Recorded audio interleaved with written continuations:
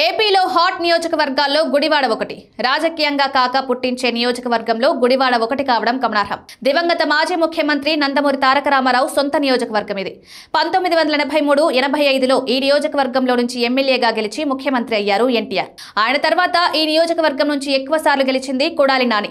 5 సార్లు పోటీ చేసి 4 సార్లు గెలిచారు. 2 సార్లు టీడీపీ నుంచి, 2 సార్లు వైసీపీ నుంచి గెలిచారు. 2024 ఎన్నికల్లో మాత్రం ఓడిపోయారు. సామాజిక వర్గాల ఈక్వేషన్ ఇక్కడ ఎక్కువగా ఉంది. ఎస్సీల సంఖ్య అధికం. మాలమాదిగలు 29% వరకు ఉంటారు. వారి తర్వాత అగ్రస్థానం కాపులదే.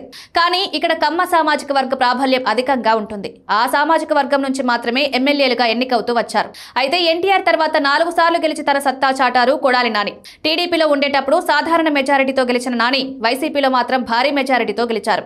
ఇక్కడ ఎస్సీలతో పాటు రెడ్డి సామాజిక వర్గం, యాదవులు వైసీపీ వైపే మొగ్గు చూపారు. కానీ మొన్నటి ఎన్నికల్లో కాపు సామాజిక వర్గం కూటమి వైపు మొగ్గు చూపడంతో టీడీపీ అభ్యర్థి గెలిచారు. కొడాలి నానిపై కూటమి వ్యతిరేక ప్రచారం కూడా వారికి కలిసొచ్చింది. వైసీపీ ఆవిర్భావం నుంచి 3 సార్లు ఎన్నికలు జరగగా 2 సార్లు ఆ పార్టీ విజయం సాధించింది. 2014-19 ఎన్నికల్లో ఘన విజయం సాధించిన వైసీపీ 24 ఎన్నికల్లో మాత్రం ఓడిపోయింది.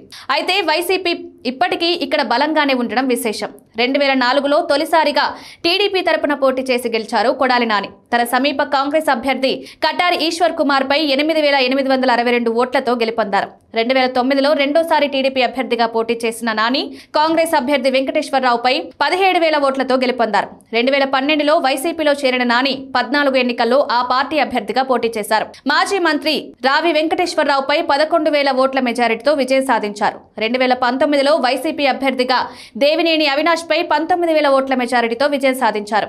24లో మాత్రం టీడీపీ అభ్యర్థి వెనిగండ్ల రాము చేతిలో ఓడిపోయారు. 2014-19 ఎన్నికల్లో వైసీపీ గెలవడానికి ప్రధాన కారణం సామాజిక వర్గాల సమీకరణ. ప్రధానంగా ఇక్కడ ఎస్సీలతో పాటు యాదవ, కాపు, రెడ్డి సామాజిక వర్గం వైసీపీ వైపు ఉండడంతో సునాయాసంగా విజయం సాధించారు నాని. కానీ 24 ఎన్నికలకు వచ్చేసరికి కాపులు యూటర్న్ తీసుకున్నారు. కమ్మ సామాజిక వర్గం సంఘటితమైంది. ఆపై ఇతర వర్గాల్లో చీలిక రావడంతో టీడీపీ అభ్యర్థి విజయం సునాయాసమైంది.